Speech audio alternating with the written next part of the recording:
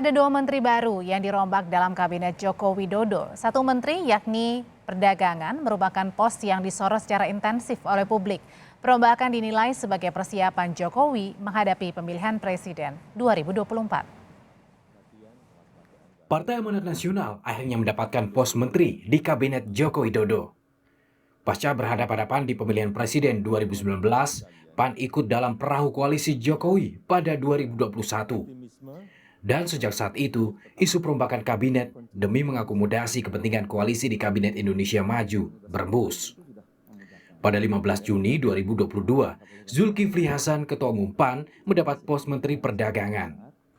Menteri Perdagangan dalam 5 bulan terakhir menjadi sorotan lantaran minyak goreng, bahan pangan yang tak juga bisa turun harganya. Minyak goreng dan bahan bakunya, kelapa sawit, bolak-balik diubah kebijakannya oleh Kementerian Perdagangan, Perindustrian, dan Menteri Koordinator Perekonomian. Zulkifli di kementerian menyatakan yakin bisa mengatasi soal minyak goreng dalam waktu cepat.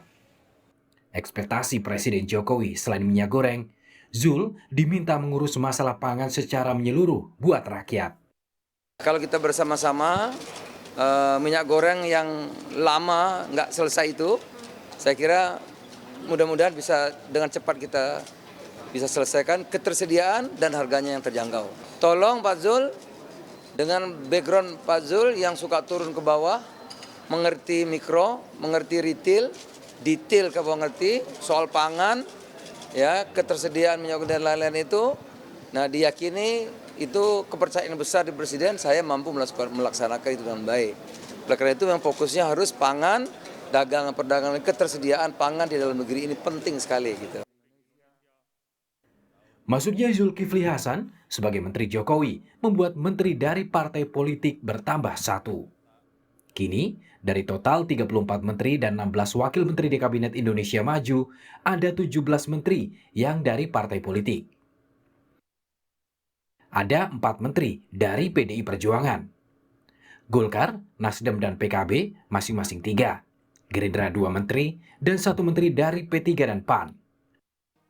Soal masuknya tambahan wakil partai dalam kabinet, menurut Direktur Eksekutif Indikator Politik Indonesia, langkah Presiden Jokowi merupakan akomodasi partai demi pemilihan Presiden 2024. Jokowi ingin memastikan semua calon presiden dalam koordinasi koalisi.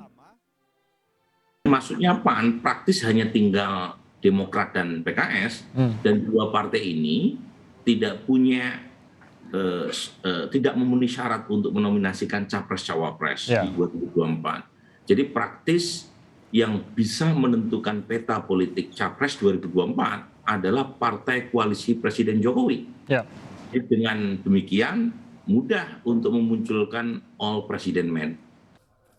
Menurut Burhan, dalam pelantikan menteri Rabu siang, Jokowi menunjukkan kekuatan politiknya ke publik dan lawan politik, yakni dengan menjamu makan siang para ketua umum partai koalisi. Para ketua umum partai penentu Pilpres 2024 dikumpulkan dalam satu meja makan. Bagaimanapun persoalan 2024 menjadi sangat ditentukan oleh seorang kingmaker. Kingmaker kan kita pernah menyebut ada Ibu Mega, ada Pak Surya Paloh.